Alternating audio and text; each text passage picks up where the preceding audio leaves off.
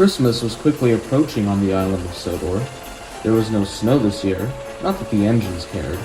As far as they were concerned, they had plenty of work to do. All the engines were working very hard indeed.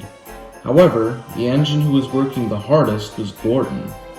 Seeing as how there were many people craving to see their loved ones at Christmas time, the big express had become heavier than usual. Gordon tried hard, but he couldn't keep to time as well as he used to.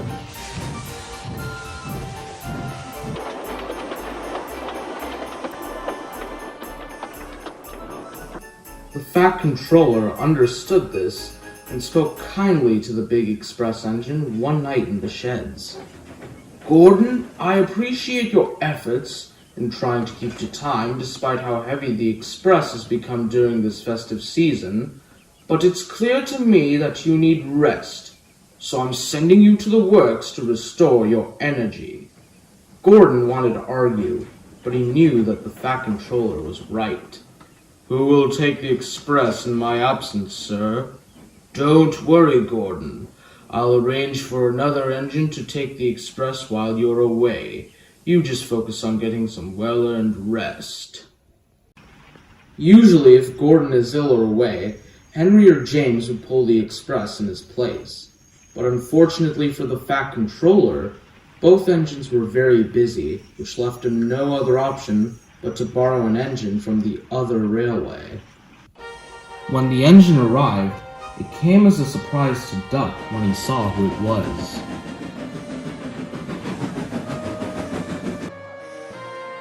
"Well, I never! Cydia Truro, is that you?" "Indeed it is. Hello, Montague. It's been a while, hasn't it?" "It certainly has. What are you doing here anyway?" "I've been asked to look after the express until your Gordon returns." "Oh, I see. Well, in any case, it's lovely to see you again." "Thank you, and the same to you, old friend."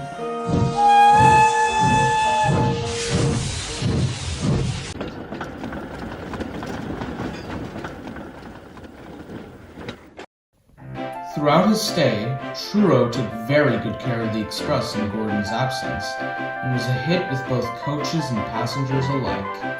Everyone got on well with him, except Henry, who felt very envious about the attention the famous engine received from the passengers.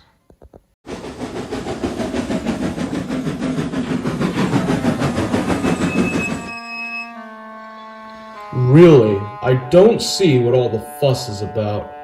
He's just a domeless engine. What does he have that a splendid green engine like me doesn't?"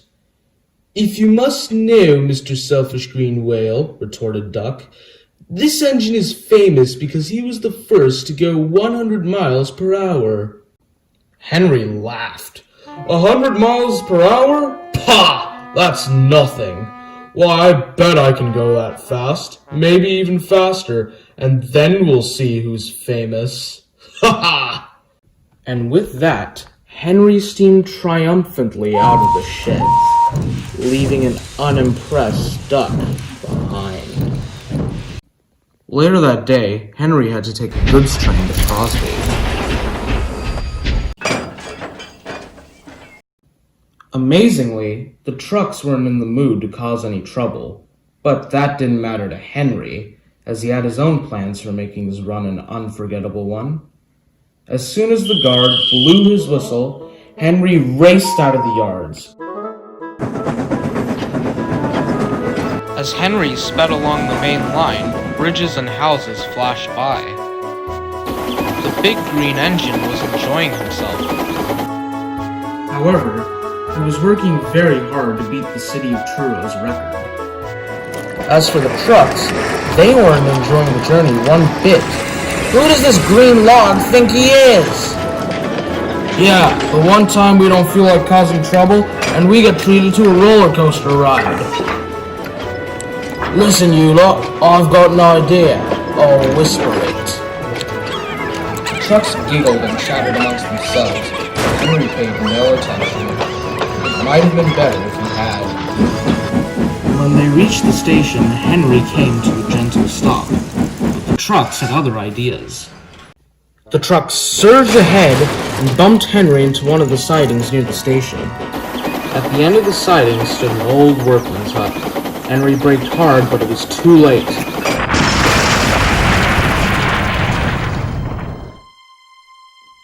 Luckily, no one was hurt, but poor Henry lay dazed and surprised amongst the remains of the workman's hut.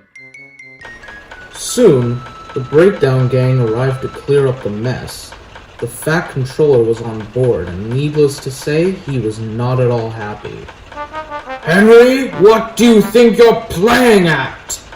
Henry sighed heavily and told the Fat Controller about what he had been trying to do. When he had finished, the stout gentleman looked enraged. "Henry, this is a railway, where engines, regardless of how famous they are, work hard, not tear down the rails like lunatics in order to beat speed records." "I know, sir. I'm truly sorry." "I should think so too. Now then, let's get you to the works. Perhaps your stay there will give you time to think about your actions." And it did. When Henry got out of the works on Christmas Eve, he felt rather sorry for himself. "Cheer up, old boy. The Fat Controller says there is a way you can redeem yourself." "Really? How?" "By going to the forest and picking a lovely Christmas tree for tonight's carol party." After hearing that, Henry beamed. A trip to the forest always made him feel better. "Well then, what are we waiting for? Let's go to the forest and get that tree." "Right you are, old boy." By the time Henry was making his way to the big station with the tree in tow, night had fallen. He was making good time until he saw Truro stranded in the middle of the main line of the express. "What happened?" asked Henry. "My injector has failed, and now I can't move my train," sighed the famous engine. Just then, Truro's guard ran up to Henry's driver. "Oh, thank goodness you're here. We could really use your help." "Not a problem.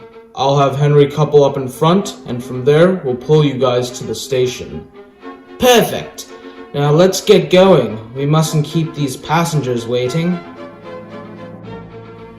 Soon, Henry was coupled up to Truro and his train, and with much straining and wheel slip, the mighty engine chuffed away, with the Christmas tree, the famous engine, and the express in tow.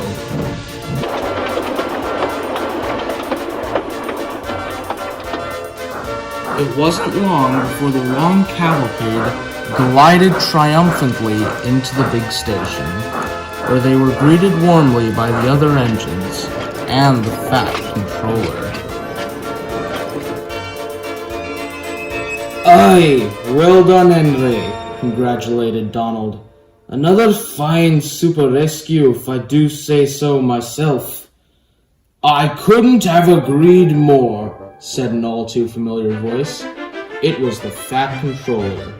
"Henry, your actions tonight more than make up for that stunt you pulled." "Thank you, sir." "Of course. And as a reward, you shall receive a new coat of paint when the new year comes." "Sir, do you really mean it?" "Absolutely." "3 cheers for Henry!" shouted James. The station erupted into a chorus of whistles and horns as everyone cheered for Henry the Big Green Engine.